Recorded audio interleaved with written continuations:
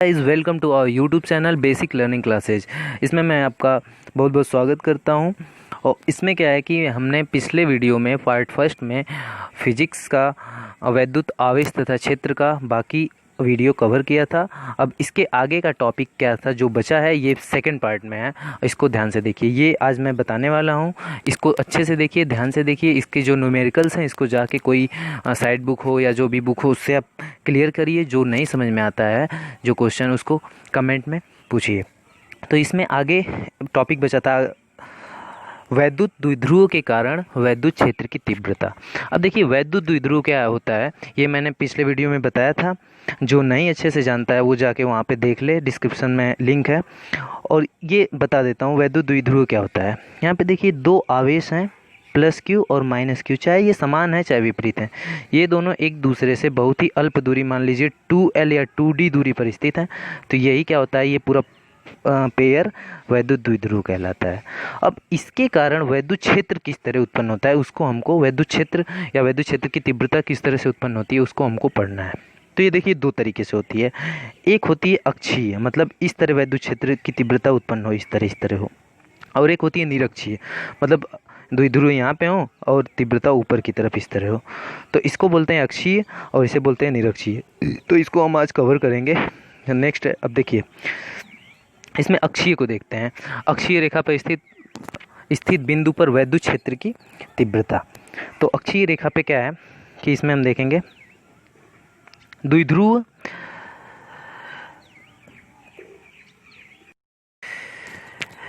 के दोनों आवेशों को मिलाने वाली जो रेखा होती है वो क्या कहलाती है। इसमें द्विध्रुव के दोनों आवेशों को मिलाने वाली रेखा अक्षीय कहलाती है। मतलब दोनों जो आवेश हैं इनको जो ये मिलाने वाली रेखा, ये द्विध्रुव कहलाती है। अब मान लेते हैं, माना द्विध्रुव है, दो आवेश प्लस क्यू और माइनस क्यू हैं जो एक दूसरे से अल्प दूरी डी पर स्थित हैं, 2D पर स्थित हैं। तो देखिए ये है। अब इसमें क्या है कि इस अक्ष पर स्थित कोई बिंदु क्या है, P है। इस अक्ष पे ये क्या है, हमारा द्विध्रुव है। अब इस पे एक बिंदु P है। अब इस P पर वैद्युत क्षेत्र की तीव्रता की गणना करनी है। मतलब P पर हम वैद्युत क्षेत्र की तीव्रता E को हमको निकालना है। ये है। अब देखिए जो कि द्विध्रुव के मध्य बिंदु O से R दूरी पर है। अब द्विध्रुव का एक मध्य बिंदु O है। यहाँ से देखिए ये आधी D दूरी ये प्लस क्यू है और यहीं से D दूरी पर माइनस क्यू है। और दोनों दूरी माइनस क्यू से प्लस क्यू के बीच की जो है 2D है। अब देखिए यहाँ पे कोई बिंदु P है जो इस O से R दूरी पर स्थित है। इस O से R दूरी पर स्थित है। और यहाँ पे क्या है कि इसके बीच की हमको वैद्युत क्षेत्र की तीव्रता की गणना करनी है। अब देखिए नेक्स्ट आगे हम क्या आते हैं, क्या होता है बिंदु P पर आवेश माइनस क्यू के कारण वैद्युत क्षेत्र की तीव्रता मान लीजिए E1 हो गई। अभी क्या है कि बिंदु P पर माइनस क्यू के कारण वैद्युत क्षेत्र की तीव्रता, तो E1 = 1/4 Q1 अपन AP1। AP1 मतलब उसके बीच की दूरी, AP1 मतलब इस माइनस क्यू के कारण यहाँ है तो AP हो जाएगा। अभी प्लस क्यू के कारण हो जाएगा तो BP हो जाएगा। क्लियर है।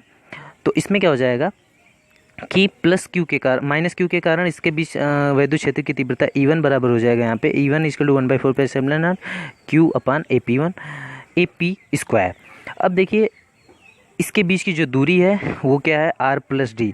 AP का मान यहाँ से देख लेते हैं, इसको क्लियर कर लेते हैं। यहाँ पे A से P का जो मान है वो देखिए यहाँ से यहाँ तक D है और यहाँ से यहाँ तक R है। तो A प्लस कितना हो गया, A+R। यहाँ पे D+R हो गया, ये हो गया। अभी देखिए अब प्लस क्यू से P के बीच का दूरी निकालेंगे, ये दूरी। तो ये दूरी तो हमको पता नहीं, लेकिन ये दूरी हमको पता R है। यहाँ से यहाँ तक R है और यहाँ से यहाँ तक जो है वो D है। तो हम इस पूरे R में से अगर हम इस D को निकाल दें तो हमको ये दूरी मिल जाएगी, मतलब R-D ये हमारा हो जाएगा। तो इसको हम क्लियर कर लेते हैं, R-D और R+D को।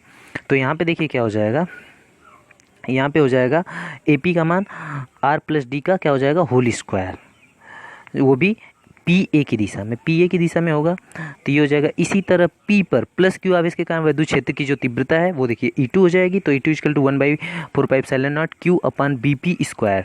तो यहाँ पे देखो BP का मान मैं पहले ही बता चुका हूँ, R माइनस डी का होल स्क्वायर है, R माइनस डी का होल स्क्वायर हो जाएगा जो कि BP दिशा में होगा। अब देखिए यहाँ पे दो समीकरण हो गया। अब यहाँ पे वैद्युत क्षेत्र की जो तीव्रता होगी वो E2 पे ज़्यादा होगी, E1 पे कम होगी। मतलब E2 पे ज़्यादा वैद्युत क्षेत्र की तीव्रता होगी और E1 पे वैद्युत क्षेत्र की तीव्रता कम होगी। तो इसलिए अब क्या करेंगे, बिंदु P पर परिणामी वैद्युत क्षेत्र की तीव्रता, अब कुल वैद्युत क्षेत्र की जो तीव्रता हो जाएगी वो यहाँ पे परिणामी वैद्युत क्षेत्र की तीव्रता यहाँ पे हो जाएगी E equal to total E2 minus E1। E2 में से E1 को घटा देंगे तो E2 का मान इतना है 1/4πε0 Q अपन R माइनस डी का होल स्क्वायर माइनस इसमें से कर देंगे 1/4πε0 Q अपन R प्लस डी का होल स्क्वायर। इसको घटाएंगे तो देखिए Q 4πε0 Q अपन 4πε0 दोनों में ये कॉमन हो जाएगा, बचेगा यहाँ 1/1 R माइनस डी का whole square minus 1/R plus D का होल स्क्वायर। इसको अब एलसीएम ले लेंगे दोनों का तो यही सेम हो जाएगा। अब देखिए इसमें इससे भाग देंगे तो ये वाला कट जाएगा, बचेगा ये ऊपर हो जाएगा, मतलब एक में गुणा होगा ये यहाँ पे हो जाएगा, फिर माइनस है माइनस लगा देते हैं। इस पूरे में इससे भाग देंगे तो ये कट जाएगा प्लस वाला, बचेगा R माइनस डी, तो R माइनस डी का होल स्क्वायर हो जाएगा।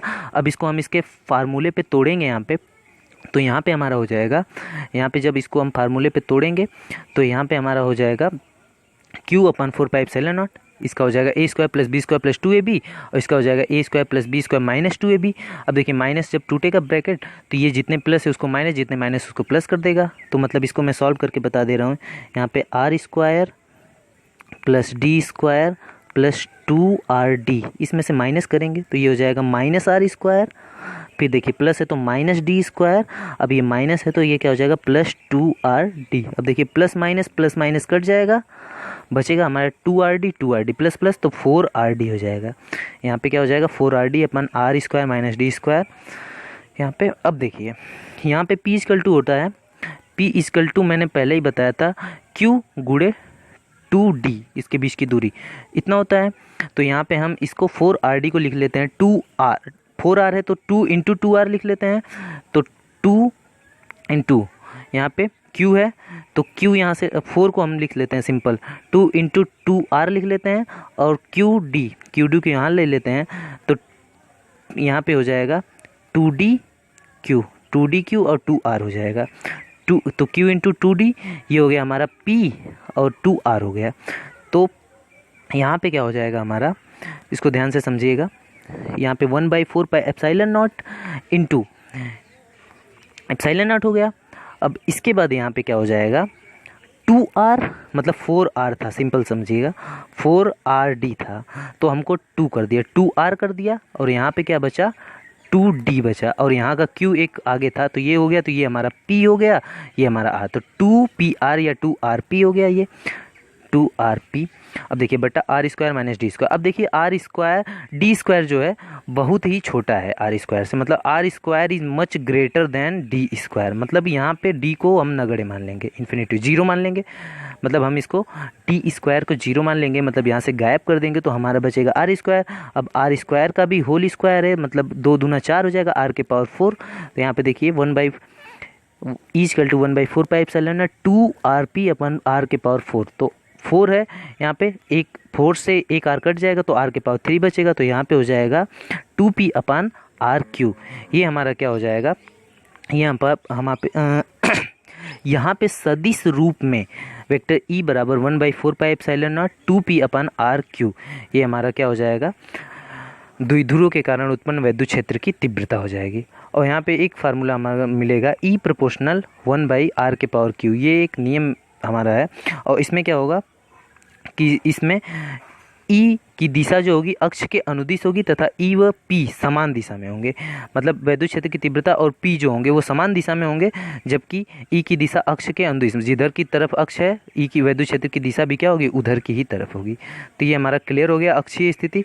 अब हम नेक्स्ट देखते हैं निरक्षीय स्थिति।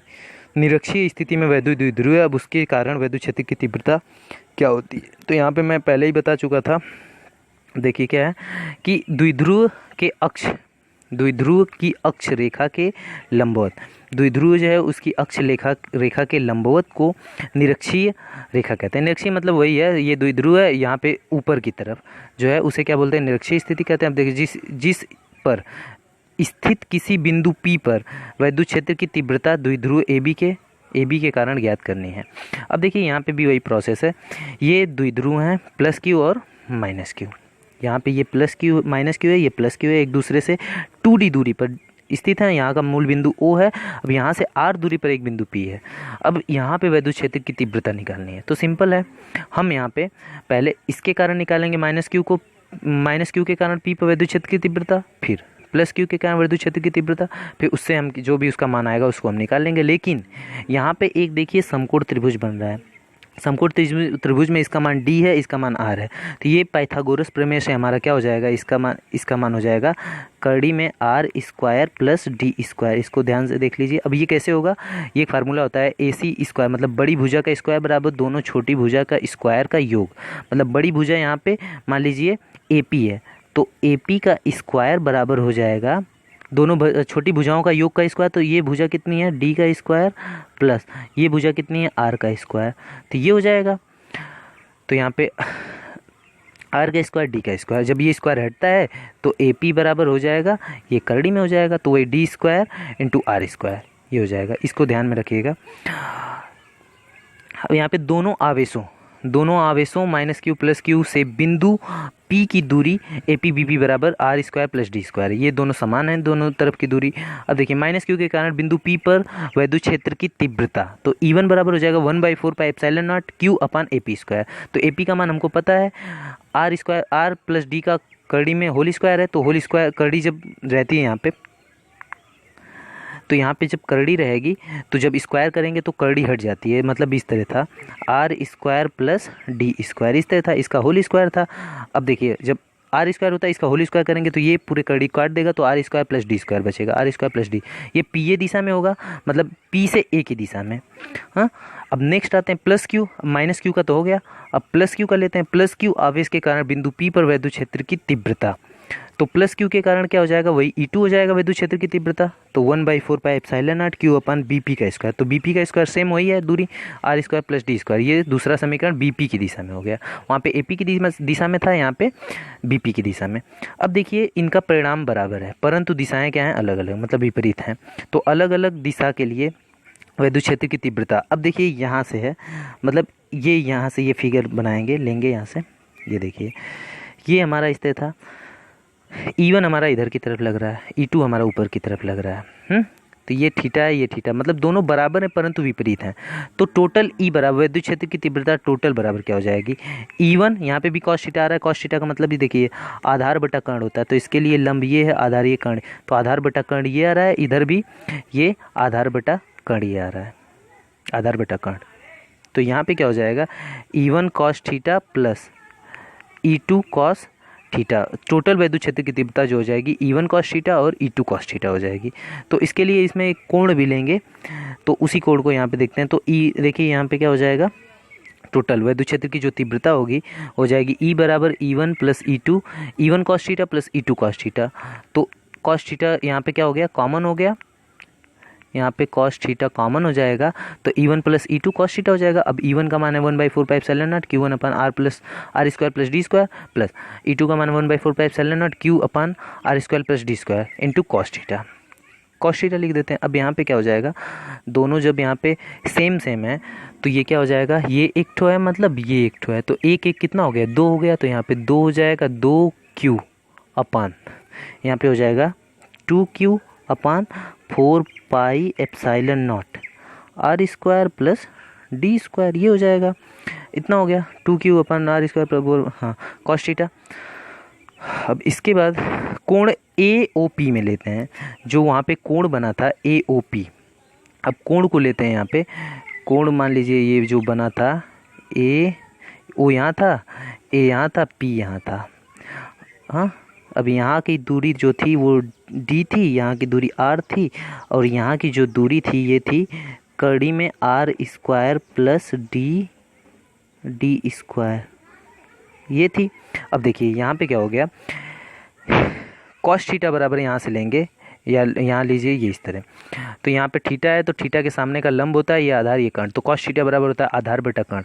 आधार कितना है डी है और कर्ण कितना है, करड़ी में R square plus D square, तो कॉस थीटा बराबर डी बटा आधार बटा कर्ण, मतलब ए बटा के कर्ण, तो कर्ण का मान इतना है, तो डी बटा करड़ी में R square plus D square, ये हो जाएगा पूरा कॉस थीटा का मान। तो ई बराबर हमारा कितना मान है 1/4 pi epsilon naught 2q upon R square plus D square गुणे कॉस थीटा था, तो कॉस थीटा का मान हम इतना रखेंगे डी अपान आर करड़ी में R square plus D square इतना है। अब देखिए यहाँ पे क्या है कि हम करड़ी का मान हमेशा होता है 1/2, करड़ी का मान 1/2 होता है घात में। अब यहाँ पे क्या करेंगे, R square plus D square के पावर 1 कुछ नहीं है, इसका मतलब 1 है, और यहाँ पे क्या है 1/2 है, तो ये जब गुणा में है आधार बराबर है तो ये जुड़ जाएंगी घातें, तो 1 प्लस 1/2 को जोड़ेंगे, 2 1 कम 2 और 1 3, 3/2 हो जाएगा, मतलब कि सब सेम रहेगा। E equal to 1/4 pi epsilon naught ऊपर 2q d हो गया, ये d हो गया, तो 2q d किसको जानते हैं 2q इंटू डी, ये p को जानते हैं वैद्युत द्विध्रुव आघूर्ण को, तो ये p हो गया 1/4 पाई एप्सिलॉन नॉट, ये पूरा p हो गया, और ये नीचे क्या हो गया, ये जोड़ने पे 1 और इस करड़ी का मान 1/2 जोड़ने पे 3/2 आ रहा है, तो यहाँ पे 3/2 हो जाएगा, इतना हो जाएगा। अब फिर वही काम करेंगे कि d is much less than r, मतलब d जो है r से बहुत ज़्यादा क्या है छोटा है, तो छोटे के लिए d को क्या मानेंगे नगण्य मान लेंगे, d को गायब कर देंगे, हाँ, तो इसका मतलब d हट जाएगा, तो यहाँ पे क्या हो जाएगा e बराबर हमारा 1/4 पाई एप्सिलॉन नॉट p अपान यहाँ पे r है, r का स्क्वायर है, d तो हट गया और इसके पावर 3/2 है, 3/2 से गुणा करेंगे, 2 से 2 कट जाएगा, आर क्यू हो जाएगा, मतलब 1/4 pi epsilon naught P upon R Q, ये हो जाएगा हमारा निरक्षीय स्थिति में उत्पन्न वैद्युत क्षेत्र की तीव्रता। तो ये हमारा ये भी क्लियर हो चुका है, E equal to 1/4 epsilon naught P upon R Q. ये अब देखिए एक समान बाह्य क्षेत्र में द्विध्रुव, एक समान बाह्य, आगे का पॉइंट है एक समान बाह्य क्षेत्र में वैद्युत द्विध्रुव, ये देखिए काफ़ी मोस्ट इंपॉर्टेंट पॉइंट है, एक समान बाह्य क्षेत्र में वैद्युत द्विध्रुव, ये अक्सर पूछता है, इस पे न्यूमेरिकल्स भी आते हैं, तो इसको ध्यान से देखिए। इसमें देखिए सिंपल एक ये वैद्युत क्षेत्र है, एक वैद्युत क्षेत्र है, ये ई है मान लीजिए वैद्युत क्षेत्र। अब इसमें एक वैद्युत द्विध्रुव स्थिर रखा गया है, कुछ कोण पर रखा गया है, कुछ कोण बनाते हुए रखा गया, कोण पर रखा गया है, ये देखिए वैद्युत द्विध्रुव रखा गया है, यहाँ पे -q है और यहाँ पे +q है, ये रखा गया। इन दोनों के बीच की दूरी जो है 2d है तथा ये एक दूसरे से 2d दूरी पर है, ये a से दिखाया गया, ये b से। अब वैद्युत क्षेत्र में एक डैश डैश लाइन ले लेते हैं, नीचे ऊर्ध्वाधर लंब खींच लेते हैं जो c पे काटती है, c, तो ये एक त्रिभुज का निर्माण करते हैं ABC, त्रिभुज ABC का निर्माण करते हैं। अब देखिए ये यहाँ से C से B के बीच की दूरी को पता नहीं है, यहाँ पे जो ये है वैद्युत द्विध्रुव ये थीटा कोण पर झुका हुआ है, थीटा कोण पर झुका हुआ है, और दोनों द्विध्रुवों के बीच की जो दूरी है ये 2d है। अब इसमें आगे हम देखते हैं कि वैद्युत क्षेत्र ई के कारण, वैद्युत क्षेत्र जो ई है, ई के कारण जो वैद्युत क्षेत्र उसका इस तरह था, उसमें ई के कारण द्विध्रुव के +q आवेश पर एक बल, जैसे ई बराबर वैद्युत क्षेत्र की तीव्रता का जो फार्मूला था F इक्वल टू था Q F1 F अपान Q था, F अपान Q, यहाँ पे F अपान Q था, तो F इक्वल टू क्या हो गया, F इक्वल टू QE हो गया, तो F इक्वल टू QE, तो यहाँ पे +q आवेश पर जो बल लग रहा है F1 QE लग रहा है, F1 बल जो लग रहा है QE वैद्युत क्षेत्र की दिशा में, जो वैद्युत क्षेत्र था उसी की दिशा में लग रहा है, लेकिन -q आवेश पर F2 जो दूसरा बल लग रहा है -QE वो वैद्युत क्षेत्र के विपरीत दिशा में लग रहा है। कहने का तात्पर्य यह है कि सिंपल जो दोनों बल लग रहे हैं वो बल समान तो लग रहे हैं, ये जितना बल ये लग रहा है ये F1 आगे की तरफ, और लेकिन उतना ही बल ये F2 लग रहा है पीछे की तरफ, मतलब ये इधर की तरफ बल लगा रहा है, ये इधर की तरफ, मतलब इस द्विध्रुव को सभी ये इधर से कंप्रेस करके वैद्युत क्षेत्र के सीध में लाने का प्रयास कर रहे हैं, ये इसको इधर से बल लगा के इधर से बल लगा के इसको सीधा करने की कोशिश करते हैं वैद्युत द्विध्रुव को। तो यहाँ पे ये दोनों बल तो परिमाण में समान है परंतु क्या है दिशा में विपरीत हैं, परंतु ये बल एक बल युग्म का निर्माण करते हैं। ये बल जो होते हैं एक बल युग्म का मतलब कि जो ऐसा बल जो मिलकर एक युग्म बनाए और उस चीज़ को घुमा दे, बल युग्म का निर्माण करते हैं। अब देखिए द्विध्रुव को एक विद्युत क्षेत्र ई की दिशा में लाना चाहता है, जो द्विध्रुव को विद्युत क्षेत्र ई की दिशा में लाना चाहता है, बल युग्म के कारण द्विध्रुव पर प्रत्यानयन बल आघूर्ण कार्य करता है, मतलब उसको घुमाने की कोशिश करता है। तो घुमाने के लिए जो बल लगता है उसे हम बल आघूर्ण कहते हैं। तो बल आघूर्ण कार्य करता है। ये बल प्रत्यानयन बल आघूर्ण टाउ, इसको टाउ से दिखाते हैं। प्रत्यानयन बल आघूर्ण जो होगा ये टाउ से दिखाते हैं। तो टाउ बराबर बल आघूर्ण बराबर होता है बल का परिमाण, मतलब जितना बल लग रहा है बल का परिमाण गुणे बलों के बीच की लंबवत दूरी। तो बल का परिमाण और बलों के बीच की लंबवत दूरी, मतलब ये जो बल है बल का परिमाण कितना है, तो बलों के बीच की जो ये F1 इधर लग रहा है F2 इधर लग रहा है, इन दोनों के बीच की ये लंबवत दूरी। तो यहाँ पे हम लेते हैं, यहाँ से हम लंबवत दूरी पहले निकाल लेते हैं। यहाँ पे देखिए लंबवत दूरी क्या हो जाएगी, ये देखिए त्रिभुज ए बी सी है, ए बी सी है, यहाँ पे ए बी सी है। तो इनके बीच की जो दूरी है ये 2D है। अब यहाँ पे देखिए ये साइन थीटा कोण बन रहा है, तो ये देखिए साइन थीटा यहाँ पे है, तो ये हो जाएगा लंब बटा कर्ण, ये लंब हो जाएगा, ये कर्ण हो जाएगा और ये हो जाएगा आधार। तो साइन थीटा बराबर होता है साइन थीटा बराबर होता है लंब बटा कर्ण, लंब बटा कर्ण हो जाएगा। तो लंब ये है बी सी बटा, यहाँ पे बताया भी गया है साइन थीटा बी सी बटा लंब बटा कर्ण ए बी।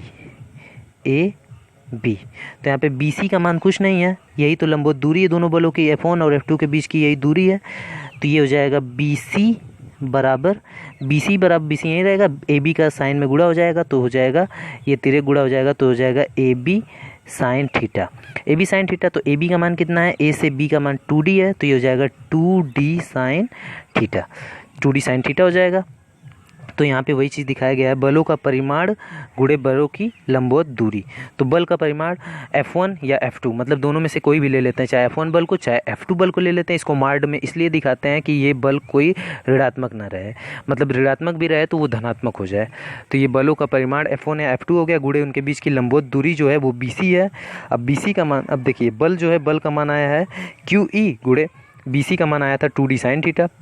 अब इसको हम गुणा करेंगे तो टाउ बराबर हमारा हो जाएगा QE गुणे 2D साइन थीटा। अब दें हैं कि 2D तो हमारा है, बस Q को मिला देंगे तो हमारा हो जाएगा 2QD। इसके बराबर हमारा होता है P, हम जानते हैं। तो यहाँ पे हम P रखेंगे, E बचा है साइन थीटा, तो PE साइन थीटा हो जाएगा। यहाँ पे P = 2QD की जगह P हो गया, तो यहाँ पे टाउ बराबर हो गया बल आघूर्ण जो हो गया वो PE साइन थीटा हो गया। अब इसमें कुछ टर्म और कंडीशन है, उसको देख लेते हैं। साइन थीटा को अगर हटा दें तो टाउ बराबर PE होता है, मतलब कि वैद्युत द्विध्रुव का आघूर्ण तथा इसके बीच वैद्युत क्षेत्र की तीव्रता का गुणनफल होता है, उसके बीच लगने वाला आघूर्ण। बल आघूर्ण का जो मात्रक होता है न्यूटन मीटर होता है, न्यूटन मीटर। अब देखिए इसकी कुछ कंडीशंस है। इसकी कंडीशन में ये है कि अगर इसके बीच थीटा जो कोण है उसको थीटा बराबर 0 मान लिया जाए, तो थीटा बराबर अगर 0 होगा तो यहाँ पे साइन 0 का मान होता है 0, तो मतलब पूरा जो बल आघूर्ण होगा वो क्या हो जाएगा, 0 हो जाएगा, मतलब यह अस्थायी साम्यावस्था कहलाती है। अगर इसके बीच बनने वाला कोण अगर 90 डिग्री हो तो साइन 90 का मान 1 होता है, मतलब टाउ मैक्स, इसमें सबसे ज़्यादा बल आघूर्ण लगेगा। इस कंडीशन में जब 90 अंश की कंडीशन में रहेगा कोण, मतलब सीधा रहेगा बल आघूर्ण, वैद्युत क्षेत्र से सीधा रहेगा बल, ये वैद्युत द्विध्रुव, तो इसमें सबसे ज़्यादा बल आघूर्ण लगेगा। टाउ मैक्स बराबर हो जाएगा P × E, क्योंकि साइन 90 का मान 1 होता है, ये गायब हो जाएगा। और अगर 180 रहेगा इसके बीच तो 180 साइन 180 का मान भी 0 होता है, मतलब ये क्या हो जाएगा, टोटल 0 हो जाएगा। ये एक अस्थायी साम्यावस्था कहलाती है। अब नेक्स्ट हम आते हैं सतत आवेश वितरण। सतत आवेश वितरण क्या होता है? सतत आवेश वितरण में एक ऐसा निकाय जिसमें आवेश आसपास समान रूप से रखे हों, सतत आवेश वितरण कहलाता है। मतलब आसपास के जो आवेश हैं वो समान रूप से रखे हों तो वो सतत आवेश वितरण कहलाता है। अब नेक्स्ट है आगे रैखिक आवेश वितरण। रैखिक आवेश वितरण क्या होता है? रैखिक आवेश वितरण में जब आवेश एक समान रूप से एक रेखा में वितरित हो। रैखिक आवेश वितरण का मतलब सिंपल है कि जब रेखा है इसमें आवेशों को समान रूप से वितरित कर दिया गया है तो उसे रैखिक आवेश वितरण कहते हैं। ये रैखिक आवेश वितरण घनत्व अर्थात आवेश प्रति इकाई लंबाई को लैम्डा से प्रदर्शित करते हैं। मतलब कि रैखिक आवेश वितरण का आवेश घनत्व तो लैम्डा बराबर हो जाएगा डी क्यू मतलब जो आवेश है, और डी एल मतलब डी एल दूरी में है, तो डी क्यू अपन डी एल कूलाम प्रति मीटर, ये हो जाएगा रैखिक आवेश वितरण। पृष्ठ आवेश वितरण का मतलब कोई पृष्ठ हो, मान लीजिए कोई पृष्ठ है ds कोई पृष्ठ है और इस पर कोई आवेश वितरित है dq आवेश वितरित है, तो ये पृष्ठ आवेश वितरण कहलाता है। तो इसे सिग्मा से रिप्रेजेंट करते हैं, तो सिग्मा बराबर होता है dq अपन ds कूलाम प्रति मीटर। अब नेक्स्ट है आयतन आवेश वितरण। आयतन आवेश वितरण मतलब कि कोई भी आयतन ले लिया जाए, कोई भी आयतन dv है और इसमें dq आवेश वितरित हो समान रूप से, तो ये आयतन आवेश वितरण कहलाता है। इसे रो से रिप्रेजेंट करते हैं, तो रो बराबर dq अपन dv कूलाम प्रति मीटर क्यू, ये हो जाएगा। अब नेक्स्ट पॉइंट है विद्युत फ्लक्स। अब विद्युत फ्लक्स क्या होता है? विद्युत क्षेत्र में स्थित किसी काल्पनिक पृष्ठ से होकर, कोई भी विद्युत क्षेत्र है उसमें किसी काल्पनिक पृष्ठ से होकर गुजरने वाली विद्युत बल रेखाओं की संख्या को ही विद्युत फ्लक्स कहते हैं।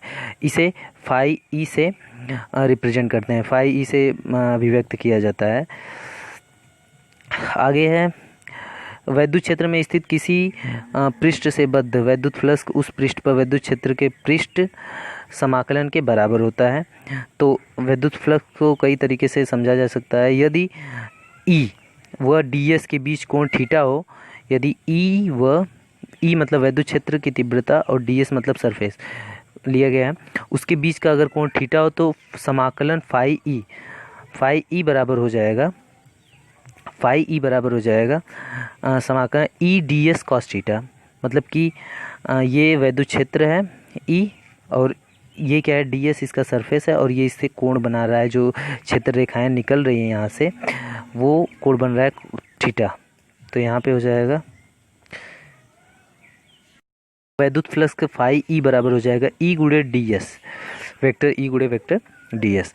अब विद्युत फ्लक्स का मात्रक तथा विमाएं, इसका मात्रक न्यूटन मीटर स्क्वायर प्रति कूलाम स्क्वायर होता है, तथा इसकी विमा जो होती है, इसकी विमा ml के पावर 3 t के पावर -3 तथा a के पावर -1 होती है, ये इसकी विमाएं हैं। नीचे गाउस का नियम बहुत ही वेरी मोस्ट इम्पॉर्टेंट क्वेश्चन है, जो हमेशा एग्जाम्स में पूछते आया है आज तक। ये वेरी मोस्ट इम्पॉर्टेंट क्वेश्चन है। ये देखिए क्या है, किसी बंद पृष्ठ से, कोई भी बंद पृष्ठ है, उससे गुजरने वाला कुल विद्युत फ्लक्स उसके अंदर उपस्थित कुल विद्युत आवेश का 1/ε0 गुना होता है। मतलब कोई बंद पृष्ठ से इससे गुजरने वाला कुल जो विद्युत फ्लक्स होता है, इसके अंदर उपस्थित कुल आवेश जो होता है, विद्युत आवेश के 1/ε0 गुना होता है। यही होता है हमारा विद्युत फ्लक्स, जहाँ ε0 निर्वात अथवा वायु की विद्युतशीलता है। अब इसमें आइए देखते हैं क्या है। यदि किसी बंद पृष्ठ, कोई भी बंद पृष्ठ है द्वारा परिबद्ध कुल आवेश जो है, अगर Q है या Q0 ले लेते हैं, तो गाउस की प्रमेय के अनुसार फाई नॉट मतलब फाई ई बराबर हो जाएगा, यही विद्युत फ्लक्स बराबर हो जाएगा Q/ε0। इसी को विद्युत फ्लक्स कहते हैं। मतलब कि फाई ई बराबर हो जाएगा Q/ε0। और जो ये फाई ई है वो क्या है, फाई ई बराबर मतलब कि विद्युत क्षेत्र रेखाओं की संख्या गुणे ई गुणे ए है। मतलब कि जिस क्षेत्रफल से विद्युत क्षेत्र रेखाओं की संख्या निकलती हैं वही हमारा विद्युत फ्लक्स कहलाता है, मतलब फाई ई कहलाता है। अब बंद पृष्ठ से बद्ध विद्युत फ्लक्स, कोई बंद पृष्ठ है उससे बद्ध विद्युत फ्लक्स जो होगा वो हो जाएगा यहाँ पे फाई ई बराबर phi E into D S. मतलब इसका समाकलन कर देंगे तो टोटल निकल जाएगा। तो यहाँ पे क्या हो जाएगा, फाई ई बराबर फाई ई डी एस बराबर Q/ε0। कहने का मतलब यहाँ पे E जो है ये विद्युत क्षेत्र की तीव्रता है, और ds, जैसे ds कंफ्यूज होते हैं बहुत लोग, ds सरफेस के लिए दिया गया है। यहाँ पे dA भी दे सकता है, A मतलब एरिया वही क्षेत्रफल, तो ds भी दे सकता है, dA भी दे सकता है, तो उससे कंफ्यूज ना हो। तो ये हो जाएगा E ds बराबर Q/ε0। अब इसकी उत्पत्ति कैसे होगी उसको देखते हैं। गाउस के नियम की उत्पत्ति मैक्सिमम पूछता आया है और पूछता है, तो इसको ध्यान से देखें। गाउस के नियम की उत्पत्ति। माना कोई बिंदु आवेश बंद पृष्ठ S के अंदर, कोई बंद पृष्ठ है उसके अंदर जो है O बिंदु पर स्थित है, तथा पृष्ठ पर कोई बिंदु P है जिसकी बिंदु O से, इसकी बिंदु O से R दूरी पर बिंदु P के सूक्ष्म क्षेत्रफल ds है, मतलब R दूरी है, बिंदु P के परितः, बिंदु P जो है उसके परितः सूक्ष्म क्षेत्रफल जो है ds है, जिसका क्षेत्रफल सदिश जो है वेक्टर ds है। मतलब कहने का मतलब ये है सिंपल कि यहाँ पे क्या है कि एक फिगर है, इसके माध्यम से हम समझेंगे। यहाँ पे देखिए, आवेश प्लस Q के कारण बिंदु P पर वैद्युत क्षेत्र की तीव्रता ज्ञात कीजिए। अब प्लस आवेश के कारण बिंदु P पर वैद्युत क्षेत्र की तीव्रता को ज्ञात करना है। तो यहाँ पे देखिए क्या है कि ये कोई बंद पृष्ठ है, इसके बिंदु O पर कोई प्लस Q आवेश है, यहाँ पे प्लस Q आवेश है। अब इससे R दूरी पर कोई बिंदु P है और इसका क्षेत्रफल जो है ये हो गया ds हो गया। अब इसका वैद्युत क्षेत्र की तीव्रता निकालना है। मान लीजिए अब बिंदु P पर वैद्युत क्षेत्र की जो तीव्रता है E बराबर 1/4πε0 Q/r² है। ये OP की अनुदिश है, OP के अनुदिश, OP के अनुदिश मतलब इसी दिशा में है। तो अब देखिए वैद्युत क्षेत्र E क्षेत्रफल सदिश के साथ थीटा कोण बनाता है। मान लीजिए क्षेत्रफल सदिश के साथ थीटा कोण बनाता है, तो सूक्ष्म क्षेत्रफल ds से गुजरने वाला वैद्युत फ्लक्स, तो छोटा क्षेत्रफल ds जो है इससे कितना वैद्युत फ्लक्स गुजरेगा, तो इससे गुजरने वाला वैद्युत फ्लक्स हो जाता है, इससे गुजरने वाला वैद्युत फ्लक्स d, मतलब छोटे के लिए d का इस्तेमाल करते हैं, बहुत जगह डेल्टा भी लगाते हैं, तो d फाई ई बराबर हो जाएगा E into D S cos theta. इसके बीच के कोण को भी मेजर करते हैं, तो E D S cos theta ये हो जाएगा। अब समीकरण 1 से तो डी फाई ई बराबर ई की जगह ई का फार्मूला रखेंगे 1/4πε0, ये इसका वैद्युत क्षेत्र की तीव्रता वाला एक ही क्यू होता है, वहाँ पे एक क्यू कट गया था तो एक Q/r²। अब कॉस थीटा का मान यहाँ पे और डी एस कॉस थीटा ये हो गया 1/4πε0 Q/r² D S cos theta. अब यहाँ पे क्या हो जाएगा डी फाई ई बराबर Q/4πε0 D S cos theta बटा r², D S cos theta बटा r² हो गया। जहाँ अल्पांश क्षेत्रफल, यहाँ पे जो डी एस है ये अल्पांश क्षेत्रफल द्वारा O पर अंतरित कोण डी ओमेगा है। अब यहाँ पे तो डी एस कॉस थीटा बटा r², ये डी ओमेगा के बराबर हो जाएगा। इसके बीच कोण जो बना है वो डी ओमेगा के बराबर हो जाएगा। तो यहाँ पे क्या हो जाएगा, अतः डी फाई बराबर हो जाएगा Q/4πε0 डी ओमेगा, मतलब पूरे के जगह डी ओमेगा रख लेते हैं, जो उसके बीच का कोण अंतरित कर रहा है डी ओमेगा। अब संपूर्ण पृष्ठ S से बाहर की ओर निकलने वाला वैद्युत फ्लक्स, संपूर्ण पृष्ठ S से अब पूरे पृष्ठ से बाहर निकलने वाला वैद्युत फ्लक्स, अब उसका समाकलन कर लेंगे। फाई ई जो था डी फाई ई था, इसका समाकलन कर लेंगे, मतलब पूरे का निकालेंगे।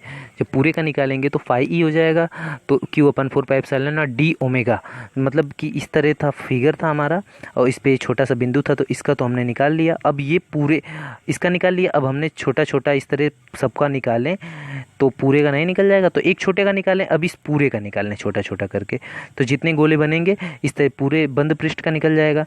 तो अब पूरे का निकालने के लिए समाकलन करेंगे, तो समाकलन Q/4πε0 डी ओमेगा, इसका समाकलन करेंगे तो इसका तो डी ओमेगा। अब पूरे का करेंगे तो ये एक तरह से गोले की तरह है, गोला है, तो यहाँ पे हो जाएगा 4πε0, ये तो कांस्टेंट है ये बाहर हो जाएगा, डी ओमेगा का समाकलन यहाँ पे हो जाएगा। अब जब डी ओमेगा का समाकलन यहाँ पे होगा तो Q/4πε0 कांस्टेंट हो जाएगा और डी ओमेगा का क्या हो जाएगा 4π। ये एक वृत्त की तरह तो था लेकिन पूरा वृत्त नहीं था, नहीं तो 2πr होता। यहाँ पे 4π पूरे ओमेगा का मान हो जाएगा 4π, मतलब 2π 4π हो जाएगा। तो यहाँ पे लिखेंगे 4π से 4π कट जाएगा, 4π से 4π कट गया, ये मतलब डी ओमेगा का पूरा समाकलन का मान है 4π, तो 4π से 4π कट गया तो फाई ई बराबर हो गया Q/ε0। यही होता है यहाँ पे गाउस का नियम। तो गाउस का नियम यही बताया गया था कि कोई बंद पृष्ठ है तो इससे गुजरने वाला कुल चुंबकीय वैद्युत फ्लक्स जो होता है, वैद्युत फ्लक्स फाई ई, इसके अंदर उपस्थित कुल आवेश जो होते हैं उसके 1/ε0 गुना होता है। अब इसी तरह लेते हैं। यदि किसी बंद पृष्ठ S के अंदर अनेक बिंदु मतलब अब बंद पृष्ठ पे अनेक बिंदुओं पे ले लिया यहाँ पे आवेश Q1 है, Q2 है, Q3 है, Q4 है, आवेश स्थित है, तो पृष्ठ पर से बद्ध वैद्युत फ्लक्स समस्त बिंदुओं पर बीजगणितीय योग के बराबर हो जाएंगे। मतलब वही क्या है कि सभी तरह से जोड़ के क्या होगा, बराबर हो जाएगा। तो यहाँ पे फाई ई बराबर हो जाएगा Q1 upon epsilon not plus Q2 upon epsilon not, यहाँ माइनस है तो ये minus Q3 upon epsilon not plus Q4 upon epsilon not, मतलब सभी के बीजगणितीय योग के क्या हो जाएगा, ये बराबर हो जाएगा। तो इसी तरह हम क्या करेंगे कि मतलब अगर बंद पृष्ठ के अंदर कई आवेश दे दिए गए तो सबको निकाल के हम जोड़ देंगे। तो यहाँ पे देखिए क्या होगा, 1/4 पाई एप्सिलॉन नॉट कॉमन हो जाएगा, 1 एप्सिलॉन नॉट कॉमन हो जाएगा। तो यहाँ पे बचेगा Q1 plus Q2 minus Q3 plus Q4 dot dot Qn तक। तो इसको हम सिग्मा में ले लेंगे, सबको जोड़ने के लिए सिग्मा क्यू लिख दें तो काफ़ी हो जाएगा। तो यहाँ पे क्या हो जाएगा, फाई ई बराबर हो जाएगा sigma Q upon epsilon not. ये मतलब कोई बंद पृष्ठ के अंदर बहुत से आवेश हैं, उनका वैद्युत फ्लक्स है। गाउस के नियम के कुछ अनुप्रयोग है, इसको देखते हैं। गाउस के नियम का अनुप्रयोग क्या है? गाउस के नियम का अनुप्रयोग फर्स्ट है, अनंत लंबाई के एक समान आवेशित सीधे तार के कारण वैद्युत क्षेत्र। मतलब अनंत लंबाई का एक समान सीधा तार है, उसके कारण वैद्युत क्षेत्र क्या होगा, तो इसको देखते हैं। तो इसमें क्या है कि ये फिगर है, ये अनंत लंबाई का तार है, अनंत लंबाई का तार। इस पे देखिए इससे r दूरी पर एक बिंदु क्या है, P है, इससे r दूरी पर एक बिंदु P है। अब ये जो एक बेलन आकार का है और इसकी जो बेलना आकार का है, इसकी जो लंबाई है ये है L, ये इसकी लंबाई L है। ये देखिए CDAL है। इससे r दूरी पर बिंदु P स्थित है जहाँ पे वैद्युत क्षेत्र की तीव्रता की गणना करनी है। ऊपर देखते हैं, ये एक वक्र पृष्ठ होगा, इसका बेलन का वक्र पृष्ठ, चारों तरफ घुमा के देखेंगे तो वक्र पृष्ठ होगा। इस पे देखिए इसका जो सरफेस है DS, इसका जो एरिया है ये वेक्टर DS हो जाएगा, जो गॉसियन पृष्ठ कहलाता है। ऊपर जब जाएंगे तो ये देखिए इधर का वैद्युत क्षेत्र ज्ञात करना है, ये ऊपर इसका पृष्ठ है, तो ये इस तरह होगा cos 90 अंश, cos 90 का मान 0 होता है। और नीचे भी आएंगे तो सेम प्रोसेस, वैद्युत क्षेत्र इधर की तरफ है और गॉसियन पृष्ठ नीचे की तरफ, तो इसके बीच का कोण जो बनेगा वो 90 अंश बनेगा। और जब 90 अंश बनेगा तो cos 90 का मान क्या होता है, 0, ये हो जाएगा। तो इतनी चीज़ों को समझते हुए हम आगे देखते हैं। अब देखिए, माना एक समान आवेशित अनंत लंबाई का तार है, माना एक जो है अनंत लंबाई का तार ले लिए। अब उससे r दूरी पर बिंदु P है, इसको दिखाया हमने, r दूरी पर बिंदु P है जिसकी वैद्युत क्षेत्र की तीव्रता को ज्ञात करना है। अब P से होता हुआ एक बेलनाकार गॉसियन पृष्ठ खींचा गया है जिसकी लंबाई L है, यह L हो गई। अब यदि तार का आवेश घनत्व, तो जो तार था, तार का आवेश मतलब कि उस तार पर आवेश घनत्व, तो अभी हमने बताया था आवेश पृष्ठीय आवेश घनत्व, आयतन आवेश घनत्व, तो वो लंबाई का है, तो तार का आवेश घनत्व लंबाई में होगा, उसका मान लीजिए लैम्डा हो गया। तब लंबाई के तार का आवेश घनत्व, तो L लंबाई, मान लो L लंबाई उसकी है तो उसका आवेश घनत्व लैम्डा है, उसमें L से गुणा कर देंगे तो L लैम्डा हो जाएगा। यही गॉसियन पृष्ठ द्वारा परिबद्ध है। अब यही क्या है, गॉसियन पृष्ठ जो है उसके द्वारा ये क्या है, परिबद्ध है। अब देखिए इसमें तो आवेश कितना हो जाएगा, Q इन, मतलब इसके अंदर पूरा आवेश कितना हो जाएगा, यही जो आवेश परिबद्ध है तो L लैम्डा हो जाएगा, लैम्डा L ये हो जाएगा इसके अंदर आवेश।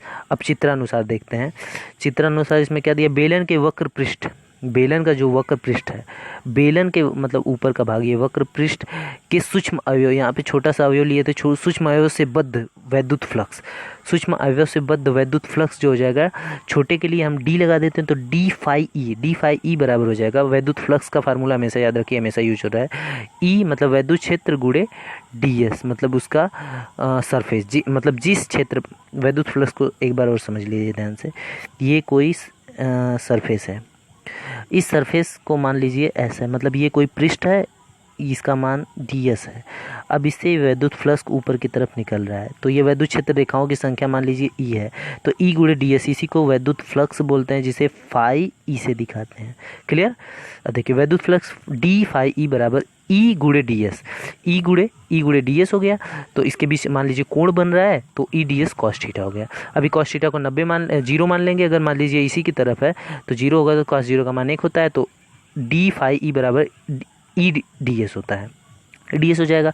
अब देखिए संपूर्ण, अब टोटल वक्र पृष्ठ से बद्ध फ्लक्स, अब टोटल वक्र पृष्ठ जो है पूरा ये पूरे संपूर्ण वक्र पृष्ठ से बद्ध फ्लक्स क्या हो जाएगा, मतलब ये बीच वाला पूछ रहा है जो r दूरी पर यहाँ था, तो E फाई ई वक्र पृष्ठ मतलब पूरे का वक्र पृष्ठ बराबर हो जाएगा, इस पूरे का समाकलन हो जाएगा फाई ई का, तो पूरे सरफेस को लेके तो इसका समाकलन होगा, तो फाई ई का मान हमने क्या बताया था, ई गुणे डी एस। तो यहाँ पे देखिए ई डी एस हो जाएगा, अब इसका पूरा समाकलन होगा तो ई तो बाहर हो जाएगा लेकिन डी एस सरफेस हो जाएगा, यहाँ पे सरफेस का पूरा समाकलन होगा, तो सरफेस का समाकलन वक्र पृष्ठ का पूरा समाकलन चारों तरफ लेंगे तो क्या हो जाएगा, 2 pi R H, 2 pi R H होता है लेकिन यहाँ पे एच जो है वो एल दिया है तो 2 पाई आर एल हो जाएगा।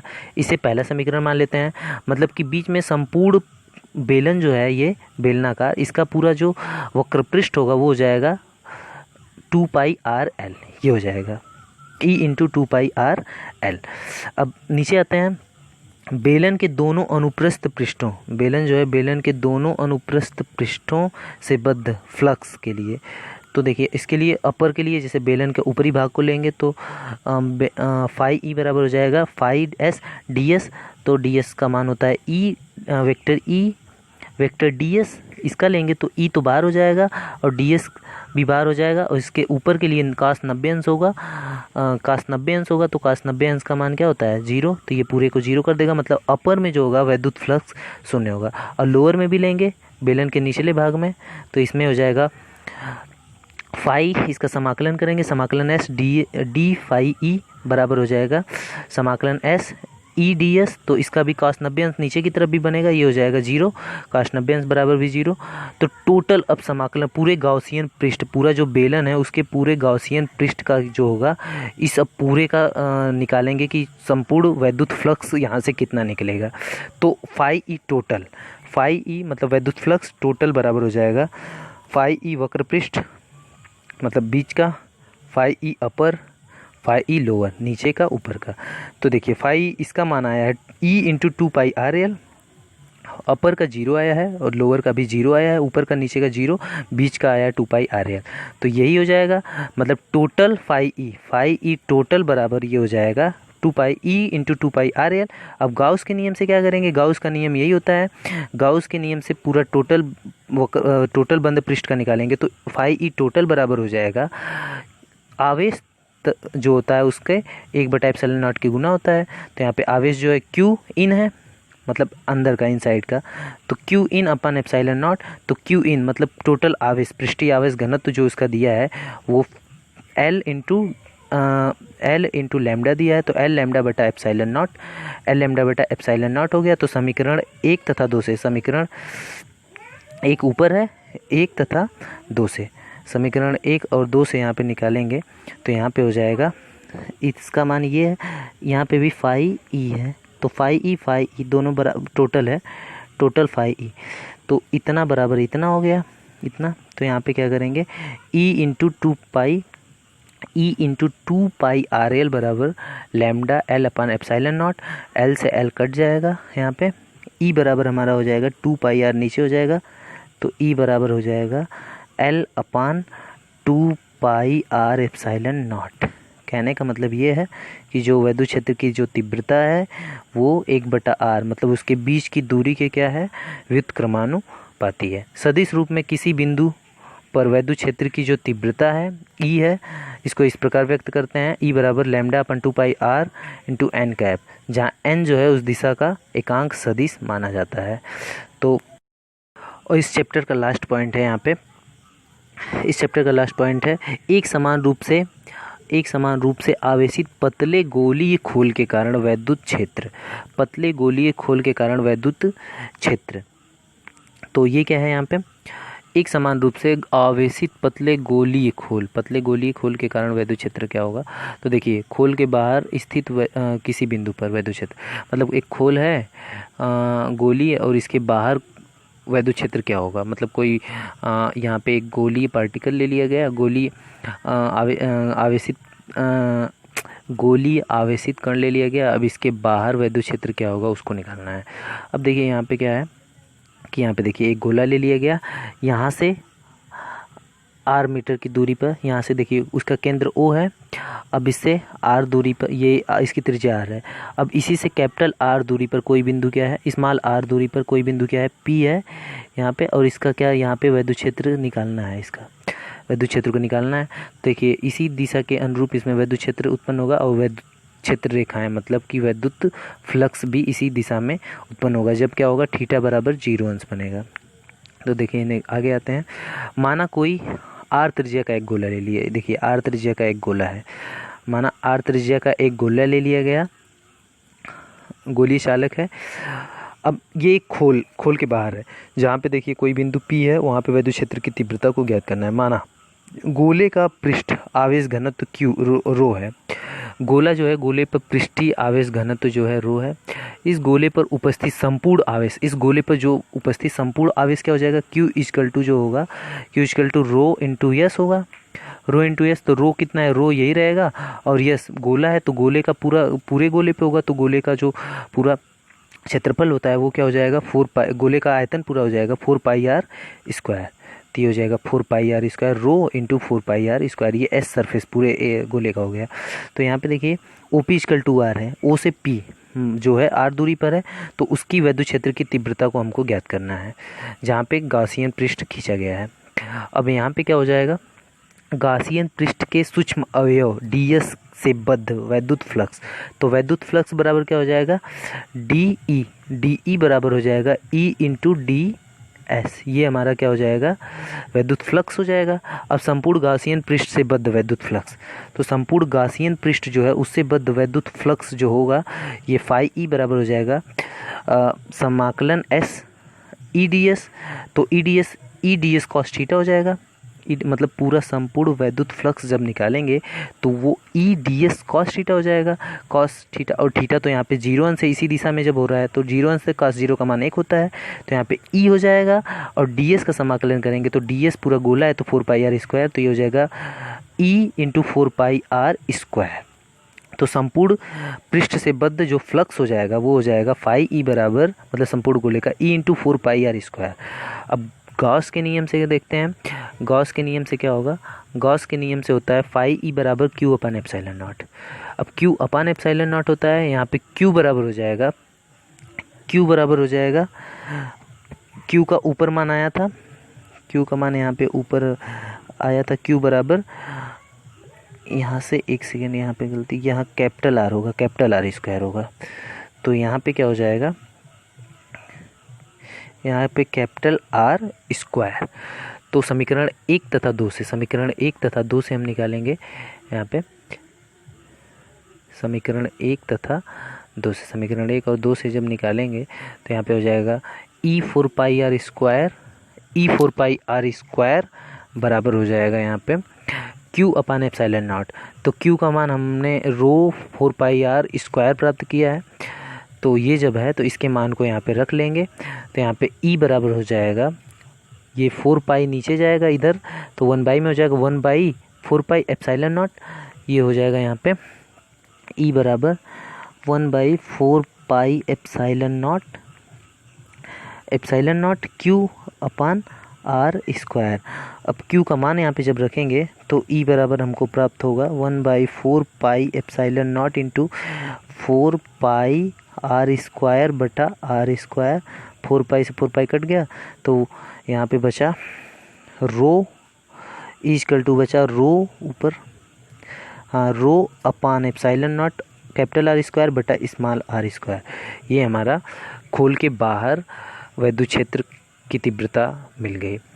अब अगर दूसरा पॉइंट है, यदि बिंदु P जो है पृष्ठ पर ही हो, मतलब कि ये हो, ये जो बिंदु हो इसी पे बिंदु P भी हो, यहीं पे आर दूरी पर, मतलब आर बराबर कैपिटल आर हो, तो इसका मतलब आर कट जाएगा, यहाँ पे दोनों आर बराबर हो जाए तो ये कट जाएगा, तो रो बटा एप्सिलॉन नॉट हो जाएगा, यहाँ पे रो अपान एप्सिलॉन नॉट। तो विद्युत क्षेत्र की तीव्रता क्या हो जाएगी, रो अपान एप्सिलॉन, मतलब कि दोनों बिंदु एक ही पे हों तो रो अपान एप्सिलॉन नॉट, ये हो जाएगा इसका विद्युत क्षेत्र की तीव्रता। अब तीसरी कंडीशन है, एक तो बाहर का हो गया, एक उसी पे हो गया, और एक गोले के अंदर अगर हो जाए, तो खोल के भीतर अगर हो कोई तो विद्युत क्षेत्र की तीव्रता क्या होगी। तो यहाँ पे देखिए एक गोला है, यहाँ पे सॉलिड गोला, बंद गोला है, अब इसके अंदर कोई बिंदु है, यहाँ ये देखिए आर त्रिज्या का एक गोला है, अब इसके अंदर एक दूसरा गोला आ गया है जो स्मॉल आर त्रिज्या का है।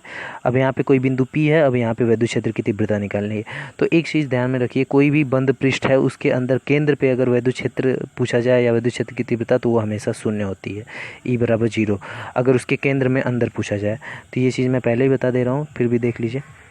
यहाँ पे आंतरिक बिंदु से जाने वाले गॉसियन पृष्ठ से बद्ध संपूर्ण फ्लक्स, तो आंतरिक बिंदु से जाने वाले जो फ्लक्स होंगे फाई बराबर फाई ई डी एस, तो फाई ई बराबर ई डी एस कॉस 0, तो कॉस 0 ये ई इंटू 4πr² हो जाएगा, डी एस का 4πr²। यहाँ पे अब गॉस के नियम से यही होगा, गॉस के नियम से ई नॉट फाई ई बराबर क्यू इन, मतलब आवेश बटा 1/ε0 गुना, तो क्यू इन बटा ε0। तो क्यू अंदर तो है ही नहीं, केंद्र में कहाँ आवेश होता है, नहीं होता है, तो ये 0 हो जाएगा, 0/ε0 मतलब टोटल 0।